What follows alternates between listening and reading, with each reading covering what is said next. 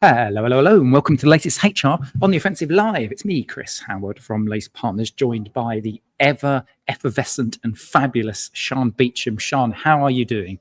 Effervescent. I'm loving it. I'm very good, thank you. Very good. Sian, you and I are going to have a chat today for maybe 5 minutes or 10 minutes about a little report, which you are one of the key authors of. I'll just hold it up to the screen so people can see. It's the second part in our series that we've been producing called Less Stress HRIS Part 2, Beyond Basecamp, 8 Steps to Conquer Your HRIS Implementation. And what I wanted to do is pick your brains on it, because you and a number of other lacers in our team have been the brainchild of putting this together. So let's kick off with just a bit of an overview, because there might be some people that are watching this thinking, Let's Stress HRIS Part 2, well, what happened to Part 1 if they haven't seen that bit? So can you do a little, maybe a minute on why we did the series and Part 1, and then we'll go into maybe a top line on Part 2, and then the 8 steps. Okay, so what we were considering as we put this together, we said, look, there's really 3 steps to a journey. Firstly, we said you've got to get all of your foundations ready. And the way that we were holding this as we were planning it was, there's a mountain to climb when you're implementing, but you've actually got to tread your path to the base camp, the bottom of the mountain. So what we've done in Part 1 is we've done all of the preparatory work that you need to think about, whether it be defining your value case, whether it be setting up your program scope, your plan, selecting your partner, whether it be getting your program mobilized, all of those key design decisions, you're defining your approach to change, all of those things are all in Part 1. So they're the things that you need to do before you even start kicking off your implementation. So that was our right to the bottom of the mountain. So that's Part 1. This part is now we're scaling the mountain, and we're really scaling here. And they're the 8 steps that we're going to go through in a little bit. And then there will be a Part 3 to come. We are going to do a Part 3, which is we've got to the clouds, we've got to the top of the mountain because we've implemented successfully, but always at the top of the mountain, there's a few clouds. So what we'll be doing in the optimization part is we'll be looking above the clouds for the rainbow, and we'll be thinking about, right, okay, I have deployed. There might be some challenges around how I've deployed. Typically won't be the technology itself. It'll be some of the surroundings. So do I have to think about what I need to do around how the adoption's going? How am I tracking the adoption? Is it something about the operating model that I might need to consider? The processes themselves? All of those considerations around the broader, how do you optimize what you've already put in? So that's the sort of track of 3 that we're on. That's our journey, that's our story, that's our trek up the mountain. And mountains can obviously be very, very daunting, but the purpose of this 3-part series is to for Lace to help you. We'll be your Sherpas. I think how long are we going to eke out this this metaphor, Sian? Maybe we should delve straight into the Less Stress HRIS Part 2, which is the focus of today, and talk about those 8 steps. I'm going to kick you off. Just give our watchers of this video a little bit around step 1, which is all around structure and governance. So what are we talking about there? Yeah, let's keep going with the analogies just a little longer. So from a structure and governance perspective, we feel this is really the launch pad that you need to get right. So if you're thinking about actually setting off on your journey with your big bus, your vehicle that you're actually going up the mountain with, this is what you need to define as what is the governance structure? What are the roles and responsibilities? What are all of those forums? And who are the people that are in those forums? So there's a lovely analogy that we play out in the paper, which is a bit of a fun way of thinking about what forums and what are the key roles who are actually coming on this road trip with you.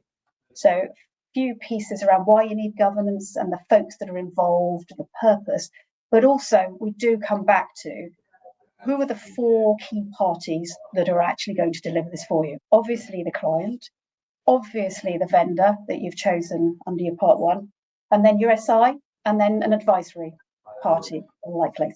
So we talk about that 4-part, I keep doing this, quadripartite, whatever we want to call it, 4-party relationship that's vital to actually getting this done. Yeah, and we also talk about change management in the first one as well, but perhaps if you can give people watching this just a bit of context about what we're talking about in Part 2 around change management, which is step 2, of course. Yeah, so we talk about all the preparatory and getting principles right. and ensuring you know and understand what change is and how you're going to approach it in part one. This is really about how are you going to lead the organisation through change. It is a technology change, but we all know that it's broader than that. You have to look at your end-to-end processes.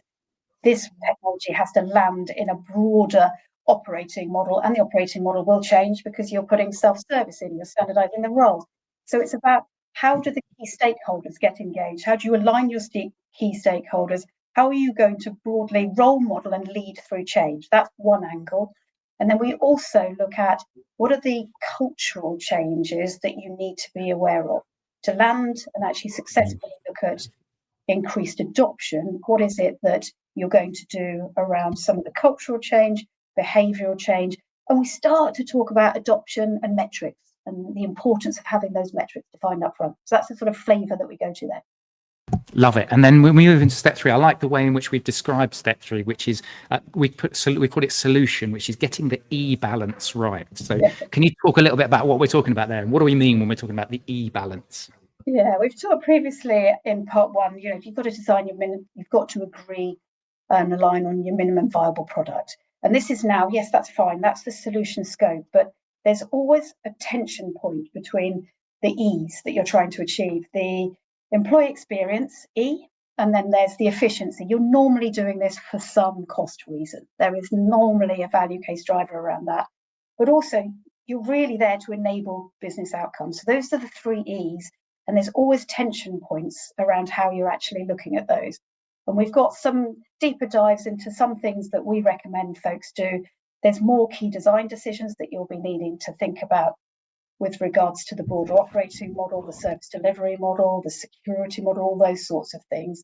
That keeps you balanced, but also there's a real focus we need on end-to-end process here. Technology at the heart, of course, but if you're not keeping a view of the end-to-end of what this solution is, then you lose some of the understanding of the experience of the client, the end client, which is the employee, and you actually then miss out some of the efficiency points as well. So you've got to be end to end, and you've got to keep an eye on all those key design decisions that just keep on coming at you. You get them in phase 1, you still get them in phase 2. Indeed. And one of the other things that we talk about in the first step, but actually here as well, which is important, is that data side, which is step 4. We describe it as the heart of HRIS, data migration and cleansing for a smooth transition. What are we talking about there, Sian? We are talking about, this is one of the major challenge areas of every programme. And what we advocate strongly is that you do the right data diligence work right up front. So you're looking at basically where your data sits, what's it used by, and looking at what is going to be needed and your data cleanse approach. And the fundamental there is, if you can understand where your data is resident and how it's used, you can then work out, right, okay, how are you going to cleanse this data as you need to, as you go through the program, and then you can work out what your migration approach is. But the fundamental there is 3 things. You need to understand where your data is coming from. You need to understand how you're going to cleanse it and govern that cleanse. And then you're going to have to work out what that data migration approach is. And that's the big risky one. And if you haven't got all of those 3 things planned in enough detail, then you hit the go live, and that's when the go lives start to move right. So that's the piece you've really got right. It's a critical path item. Yeah, and if you don't get that data right in step 4, then step 5 becomes a bit of a problem as well, right? Well, it becomes a massive problem, because if you're not going through the checks and balances, if you're not robust enough, then that step 5, which is around reporting analytics, that becomes a problem, right? Yeah, so what we find in this space is that people very easily leave this till last. Well, yeah, reporting will take the standard ones. And that is absolutely right. You don't want to be custom reporting. You want to move to a self-service model. But there needs to be this balance between operational reporting and strategic reporting. So always keep that balance. And as you're doing that, you're going to have so much more data and reporting available to you. It's considering what some of the skills are that you're going to need to actually use that. So there's a little bit of an operating model theme here as well. So what's the model that you need to have in place, and what are the skills that sit in that model? We know that data literacy isn't something that comes naturally to some parts of HR. So that's something that we really need to focus in on, and storytelling, data. So all of those things also need to be considerations when you're considering reporting analytics. Yeah, they certainly do. I think step 6 is an interesting one, because I think it's probably one that perhaps some, and actually I'd like to get your view, some clients, some not clients, but some organizations perhaps don't go into as much detail on the importance of that step 6, which is integrations landscape. So can I get your views on that and some of the challenges that organizations potentially face? Yeah, there's point number 1 here, which is similar to the data and the reporting analytics. It's the IT lock-in. So HR cannot do this alone. There's an IT lock-in, there's a interworking collaboration that needs to happen here. But in particular integrations, there's normally an integration strategy, an enterprise strategy. So you've got to be aware of that as you actually set out. But what you do need to do is you need to have a really detailed view of your current state. And this links back into our data point. If you don't have a detailed view of your current integration inventory, then you are destined to fail. To be really clear, you've got to have that full view of inventory.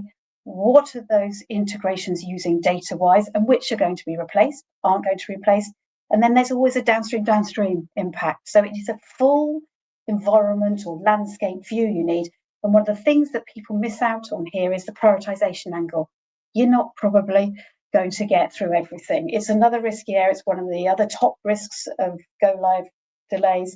So it's really useful right up front to do all of that due diligence, if you like, but also make some big decisions on, right, what does good really look like? Let's go and focus on these, because as soon as you get into the devil in the detail in those integrations, there are always little moles that pop up and do the more complexity. So you can guarantee that complexity means that some of the others fall off if you're going to keep to a go live. So just that detail, devil in detail and prioritization, that comes out very clearly in that one. And a big part of that is step 7, right? Because it's the testing, and it's not just get to the end or get, test, measure twice, cut once, eh? Love it. I'm going to use that one. So what we do in this section, what we find is that people have various different terms for various different types of testing, depending on who you're talking to. And what we've done is we've tried to set out what's testing, what's the purpose, who's involved, and why do you need it? So why do you do it at that point in time? And in particular, there are 2 types of testing that we see that people don't allow time for. And that's end-to-end, what we call end-to-end experience testing. There's lots of SIT or system integration testing, that's fine. But end-to-end experience testing takes the whole process, not just the technology components. So that gives you an experienced view of life versus a technology enablement view. And then sometimes folks miss out service rehearsal testing, which then does mean that you have risk that you're taking in around what is the service delivery model? That's normally changing. So have you tested how that's going to work? Even if you're not moving to a formal shared services model or anything like that, your service and how you are providing it as HR or P&C to your clients, your employees, is going to change. So that's service rehearsal testing. So we call out those particularly as ones that are quite important to have included. Yep. And then finally, just as we wrap up on the 8 steps, it's all you kind of have mentioned. You mentioned the operating model before, but we call this out target operating model, service delivery model. You were just talking a little bit about it there, and cloud support model. So let's just wrap up with that before we just tell people where to find it. This report. Yeah, this is an interesting one, because there are some things, these models, some things have to change when you put technology in. You have to change your service delivery model to a certain degree. You're going to be using different technologies. You're going to have different people supporting the solution. You're going to have different skills needed to support this new cloud solution. You've got different service delivery model, different cloud support model. You've got a different process model. So there's different people doing different things in the process. You're trying to standardize, so you're trying to actually ensure that although you've got different people probably doing different things in the current systems, it's a standard way you're approaching things in that process model, and you're standardizing security.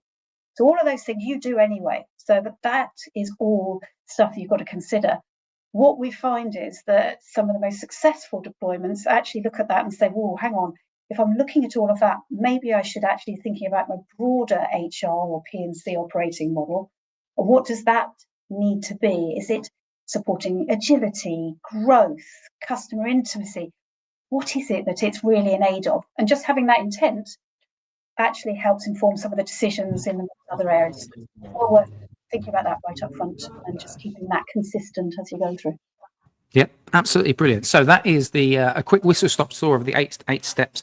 It's a very comprehensive document. I would definitely recommend checking it out. You can see across the bottom of the screen, we've got where you can find it, but I'll just make it a little bit bigger for those people watching this. If you go to the Insights section, you can see our white papers section. You'll be able to download both the first report and the second report. And at the time of recording, we're just at the beginning of 2025. And so at some stage over the next coming months, we will be releasing the third of those 3 sets. But Sian, thank you very much for giving us a little bit of time today to talk about the white paper. Thank you very much. It's been great. And of course, if you want to check it out, it's on the screen now. You can just visit Lace Partners website. But from myself and from Sian, thank you very much for checking out our latest live video, and we'll catch you next time. Bye-bye. Bye-bye.